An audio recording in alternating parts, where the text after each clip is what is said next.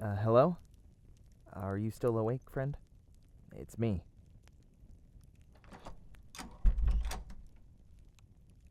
What am I doing at this hour? I was practicing my routines. I can't afford to let my dance skills weaken, regardless of the world being saved. I noticed the candlelight from your doorway on the way back to my room. I couldn't just walk by. Are you alright? What ails you? Nothing? Are you certain? Forgive me for being so forward, but I don't think I believe you. Do not look at me like that. I've traveled with you for a long time, my friend, and I know when you are putting on a brave face. It's okay to let your guard down once in a while. The final days are behind us. The Alliance is secure, Thavner prospers, and even Garlemald is slowly rising from the ashes. May I come in? I will not stay long, but I do wish to hear what keeps you awake, despite everything you've done for this star. The students of Baldessian truly spared no expense to shelter us comfortably. Huh? Oh, no, my room is just the same as yours, though I do not use it much myself. I'm quite comfortable sharing a bed with my crystal Mikote, as it were. Still, to know that we were granted every comfort we could need to do what was required of us, it's almost mind-boggling. However, you don't seem to be finding comfort in all of this, my friend. Why is that? You don't know what I mean. Come now. It is fairly obvious you still carry the star on your shoulders. It's okay to lower it down from your back. Eorzea won't suffer another calamity if you rest for a moment. No one with breath in their body today could deny you such succor.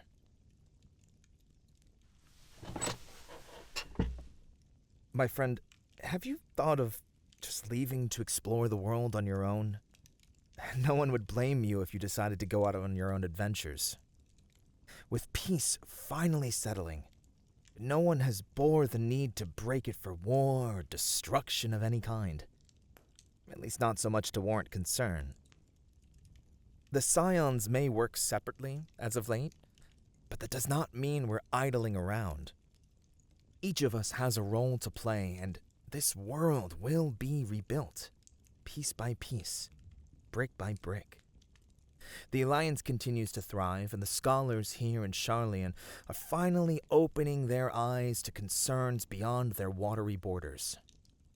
I dare say the only beings to be disappointed in this entire situation are the Loperites, whose very existence was to help the people of Eorzea escape from Medion in the final days. I have no doubt, however, that even they will find a new purpose. How long have you been adventuring, my friend? It's clear that Hydaelyn chose her champion well to this day, but you never told me of how that fate came to be. Tell me, how did the Warrior of Light's journey begin? You were just another adventurer? I must disagree. I remember meeting you during the fall of Ultima Weapon. Among the sea of adventurers and fighters repelling and destroying the Garlean threat, you stood out amongst them all. A spark in the deep shadows, a beacon of light when all seemed to be lost. You rose above everyone's expectations, even mine when I joined you to end the Dragonsong War in Ishgard. Your march forward never stopped for a single moment. Your footprints buried themselves into Alamegan's sand. You sailed through Dolmen waters to bring two countries' salvation from tyrannical rule. Yet your path continued ever onwards, and you continued to walk along it without rest. By the 12th, you even saved the first from drowning in light, bathing in darkness to save it from total annihilation. Everything that ultimately saved this world from utter destruction has been due to your influence, in one way or another. You are truly a blessed soul. You know that, right? Without you, so many people would no longer be here. Without you, Eorzea might not have survived, even if the Garleans had their way with the rest of the world. So many things could have brought disaster upon our star, yet you stopped each tragic event at every turn. You could have done more. What more could you have done, my friend? We're not gods, nor are we perfect beings incapable of small failures. Mistakes are mortal, as are we. It cannot be helped that life accepted those souls back into the aether in exchange for our new future. Yes, many lives have been lost. Some are even preventable. I know many who wish they could see the ones they love again before they were taken by the turmoils that plagued Eorzea. There will always be those moments when we wish we could turn back the clock. But if we allow ourselves to linger in those tiny moments, we'll never fully embrace the present around us. Our failures cannot define us. Everything we have done was for the present we live in now. The pain we felt in those moments, the pain we feel still to this day, was part of the journey to peace. I remember watching you suffer from absorbing the light from the first. It was almost unbearable to watch you stumble, almost cracking from the light bursting within your body as you marched towards Emmet Selk in defiance. I can only remember the battle after, facing his true form with the same malice he exacted upon us. Ardbert helped you, didn't he? His spirit, at least. The 12 only knows the suffering you've gone through. Yet you decidedly chose to stand and continue despite everything that's happened. When Garlemald practically imprisoned you, not once did you surrender your life to their desire for revenge. When Meteon cried out to be saved, you jumped forward to bring her out of that spiral of darkness. Have you taken the time to let yourself rest from all that's happened to you?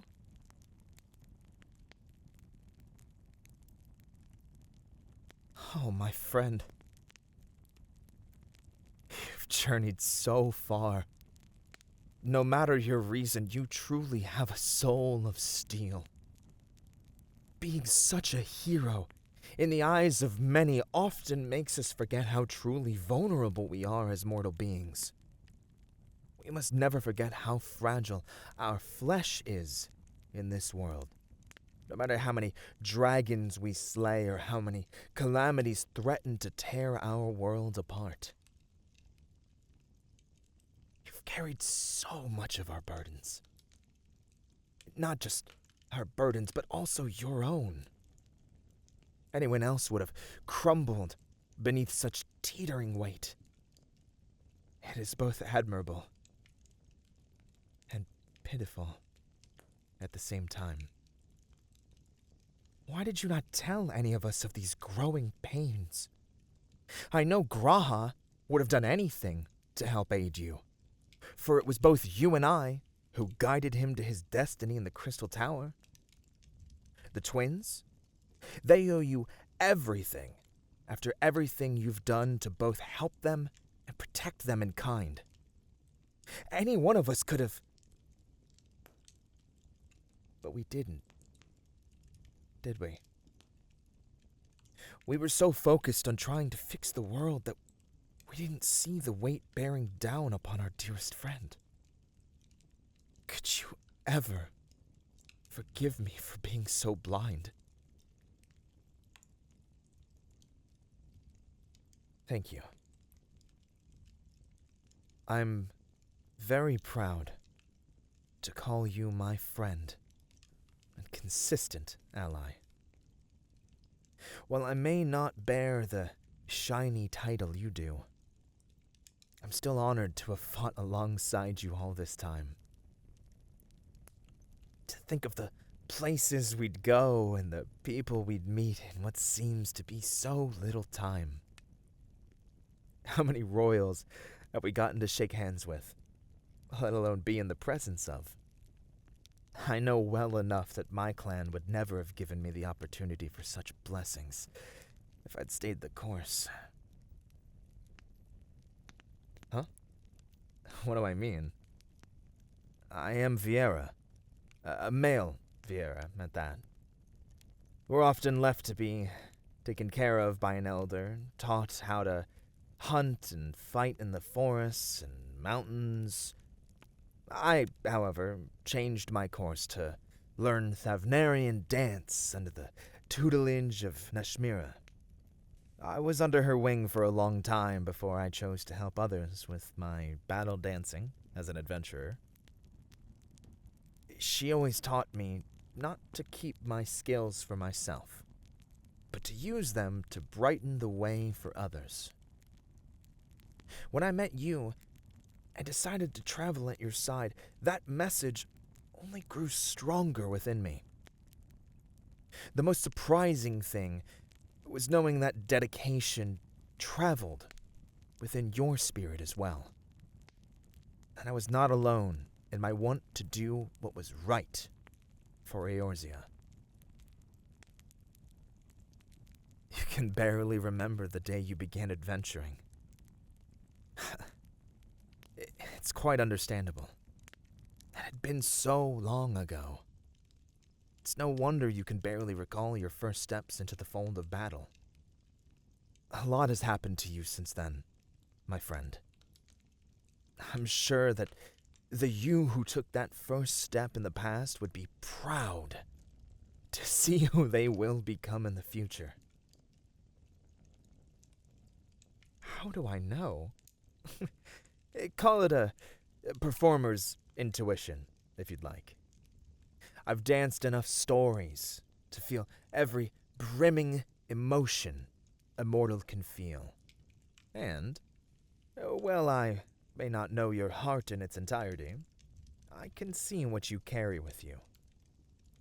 The power to do what you do is awe-dropping, inspiring even. Have you not heard the songs the bards sing about you in deep praise? How many travelers raise a mug of ale to you in honor of your heroism?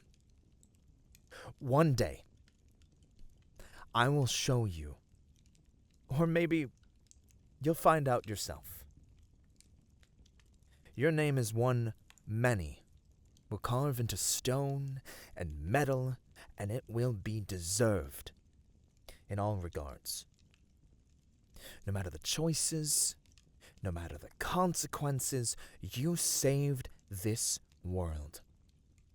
Be proud of that.